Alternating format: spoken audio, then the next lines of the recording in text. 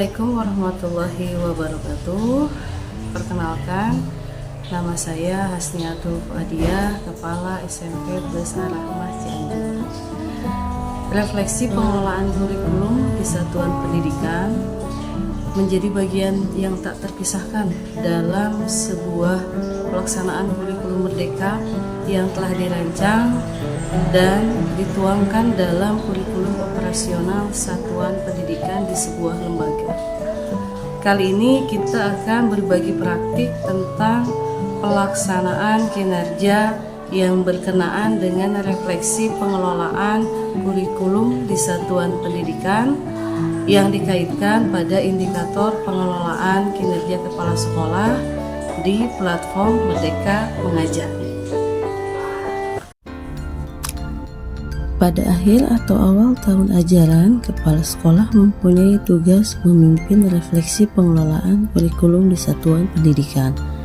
Tujuan dari diadakannya refleksi ini adalah melihat seberapa jauh ketercapaian tujuan pembelajaran yang diharapkan sesuai dengan visi misi lembaga, atau dari refleksi ini juga kita bisa melihat hambatan maupun kendala dalam pelaksanaan kurikulum yang dirancang.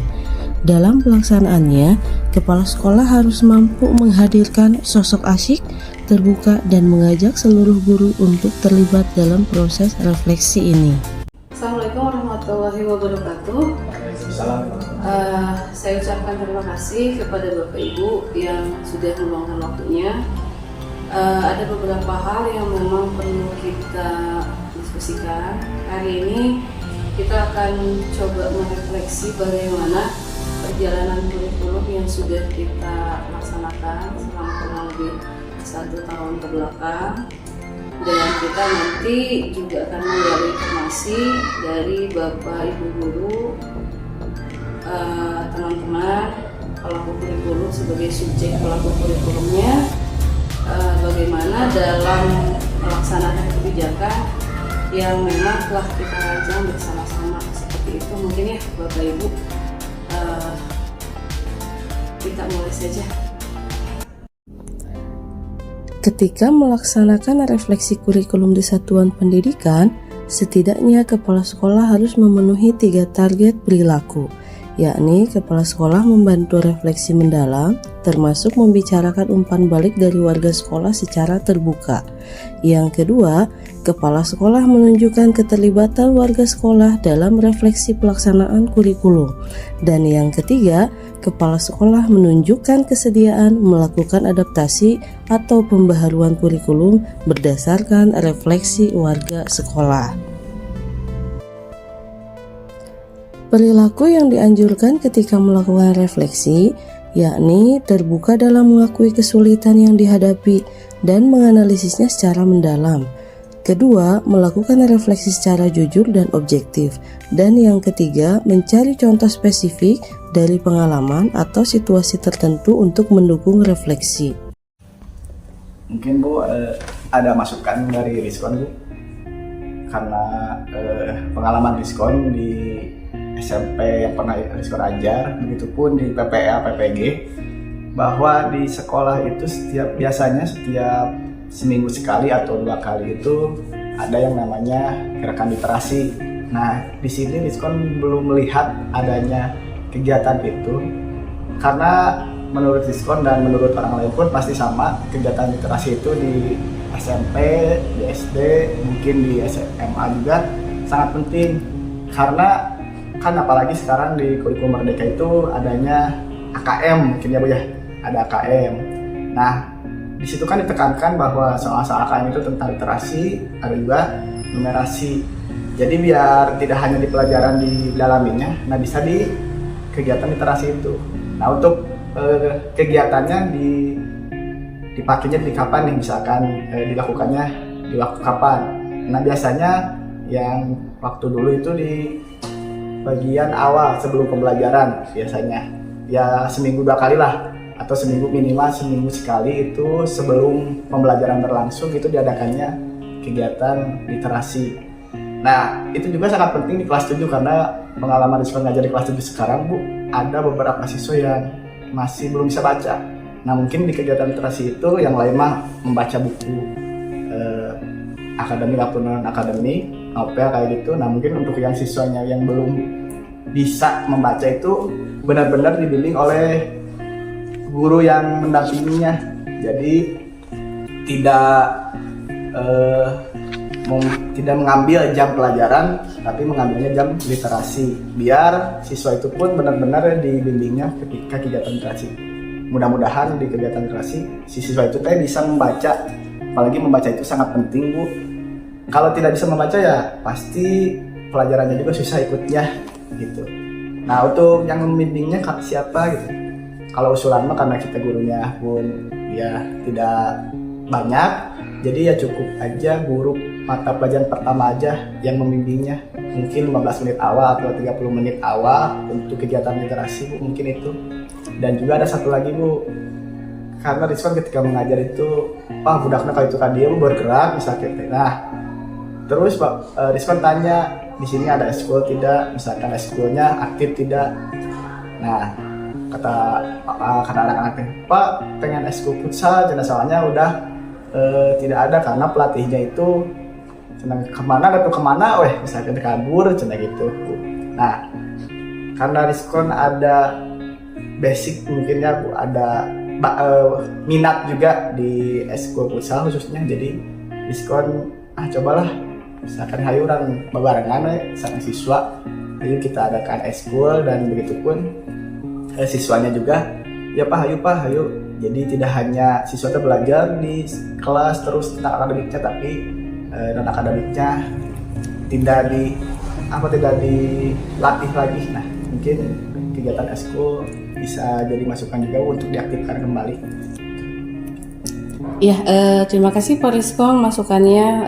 Nanti kita coba perbaiki ya untuk kedepannya. Perilaku yang dianjurkan kepala sekolah dalam memastikan keterlibatan warga sekolah, yakni menjelaskan cara pelibatan warga sekolah yang mudah dan realistis, serta hasil umpan balik yang spesifik dari warga sekolah. Berikutnya, menerima umpan balik dari warga sekolah dengan sikap terbuka dan merespons secara konstruktif untuk peningkatan kualitas pembelajaran. Dan yang ketiga, menghargai dan mempertimbangkan berbagai sudut pandang dari warga sekolah, termasuk dari kelompok minoritas. Ya kan anak-anak tuh ada yang bawa HP, ada yang enggak. Tapi kalau misalkan bawa HP, banyak yang main game, banyak yang lebih mementingkan main HP daripada belajar gitu. Ada kalau misalkan nggak bawa, kan kadang kita juga guru butuh HP siswa buat cari materi dan lain sebagainya gitu. Nah jadi kemarin pernah nyoba.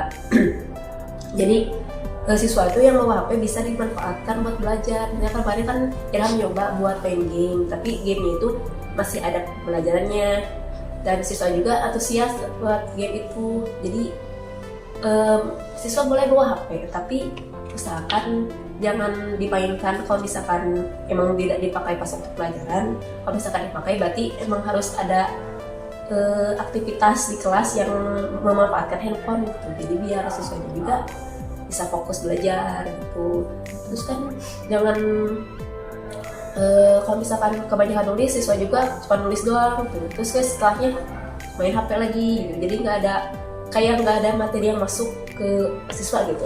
Nah, kalau misalkan pas kan nggak banyak yang mau HP ya. Iya. Menurut Ibu gimana? Kalau menurut aku sih setuju aja Bu ya.